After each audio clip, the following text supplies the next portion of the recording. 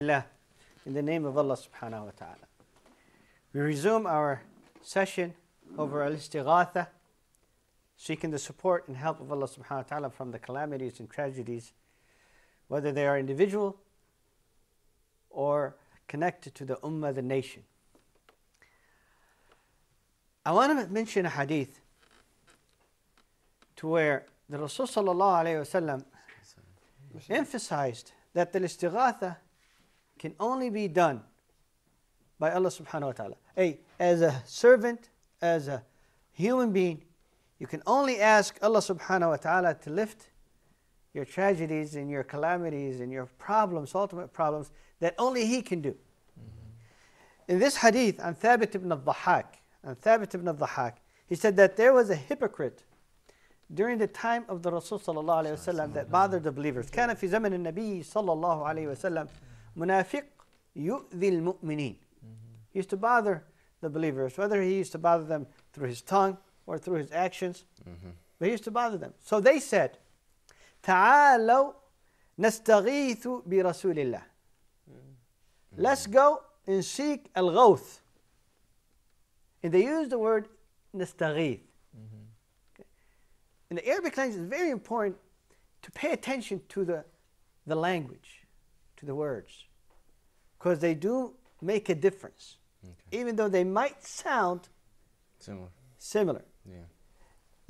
You might think that they're synonyms, right, but they're not. So al-isti'ana wal-istighatha, in the minds of many, they think that they're synonyms, but there is a difference. It's like al-Islam wal-Iman. Is al-Islam and Iman the same, or there's a difference? No, different. At times, they might be the same. You can use the word Islam in place of Iman, and Iman in place of Islam. But on the other hand, also they're different. Like we know in Surah Al-Hujurat, when the Bedouins came to the Rasul sallallahu alaihi wasallam, they said, we're believers. قالوا آمنا قل لم تؤمنوا ولكن قولوا أسلمنا. Say you have not believed, but you are Muslims. You have surrendered yourselves to the faith. So scholars say Iman is placed in the heart, while Islam is the organs, practices. Right. So you might practice your faith, but it might not necessarily be confirmed in your heart. Okay, and settled. Right. Al-istighatha to al-isti'ana. They might replace each other. So you will use istighatha in place of al-isti'ana, and I don't want to complicate it for the viewer, but you heard the ayah where Moses, his kinship was saying, فَاسْتَغَاثَهُ الَّذِي مِنْ شِيعَتِهِ. He asked his help. It really means here, فَاسْتَعَانَهُ. He asked for his help. Right. But to the person it felt so dramatic, and he felt so endangered, he screamed. So Allah subhanahu wa ta'ala expressed it with the word istighatha. But when it comes down to asking what only Allah can take care of, then you should not be using the word istighatha. In this hadith, the Sahaba came to the Rasul sallallahu alaihi wasallam asking him for istighatha. تعالوا نستغيث برسول الله. What was the answer? The Rasul sallallahu alaihi wasallam says, إنه لا يستغاث بي وإنما يستغاث بالله. You do not ask the istighatha from me. You don't ask me to lift your tragedies and calamities. You ask it from Allah subhanahu wa ta'ala. One might say, well, what they were asking, it's within the power and ability of the Rasul sallallahu alaihi wasallam. I mean, he could have came to this hypocrite and said, keep your mouth shut, or punished him. But the scholars, Ibn al-Qayyim says, the Rasul sallallahu alaihi wasallam wanted to teach us, train us.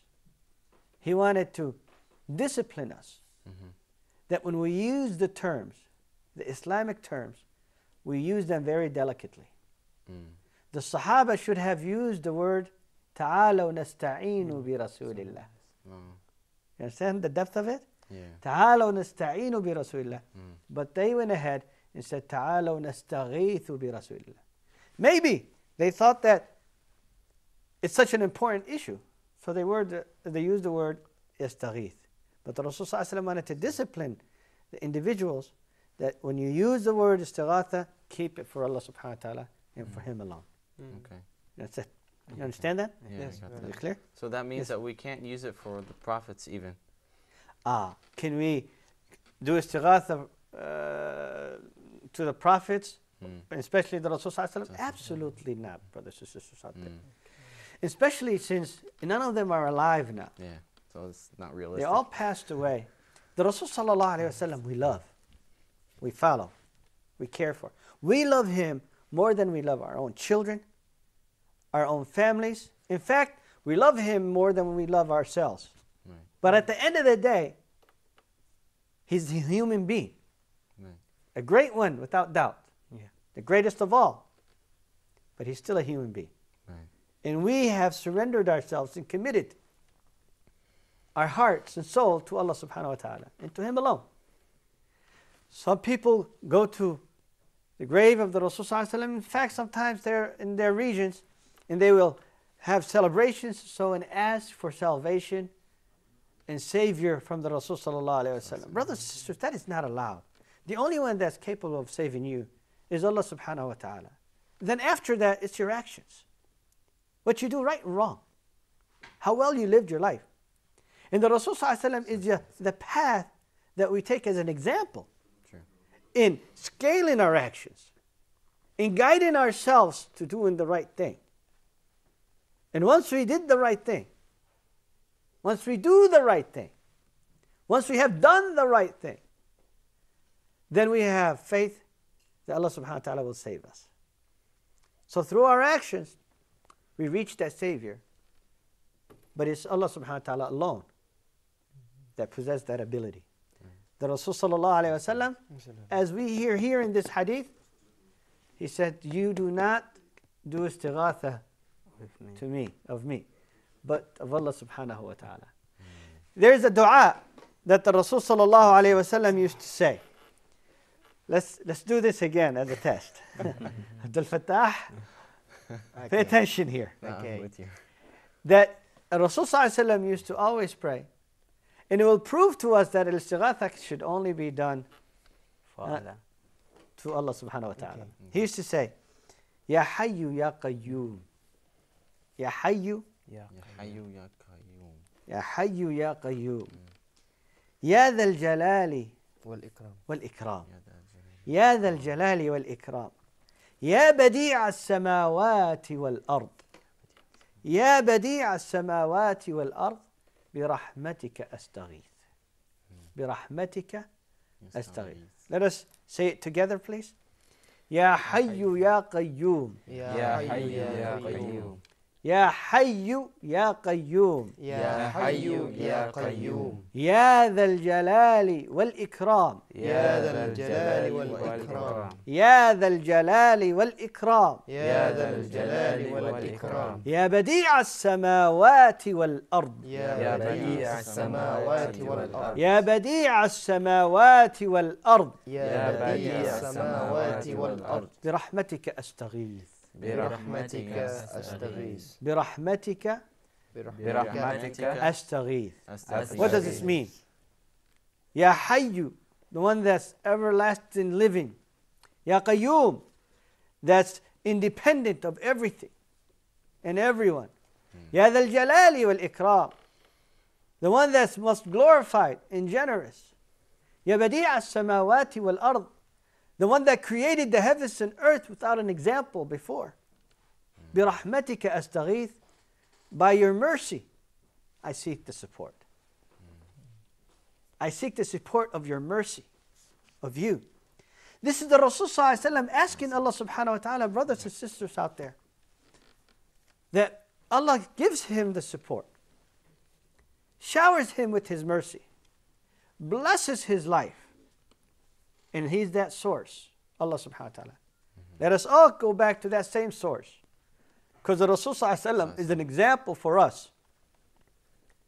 He's the example. And since that was the example that he did, then let us all also pray that Allah subhanahu wa ta'ala showers us with his mercy.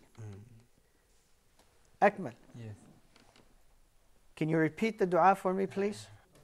يا حي يا قيوم يا ذا الجلال والإكرام يا بديع السماوات والأرض برحمتك أستغيث. أحسنت يا أكمل. Can you say it, Brother Noor? Okay. يا حي يا قيوم يا ذا الجلال والإكرام يا بديع السماوات والأرض برحمتك أستغيث. Ameen. And you, the viewer, repeat it for yourself and make it a dua, a prayer that you say every morning and night. Because Allah subhanahu wa ta'ala, if He showers us with His mercy, then no harm can ever happen to us. Why do we not ask a human or a creation for Istigaatha? Because other than Allah subhanahu wa ta'ala does not possess the ability to help their own selves. That's true. We don't own any power in protecting our own self. لا نفعا ولا ضرا.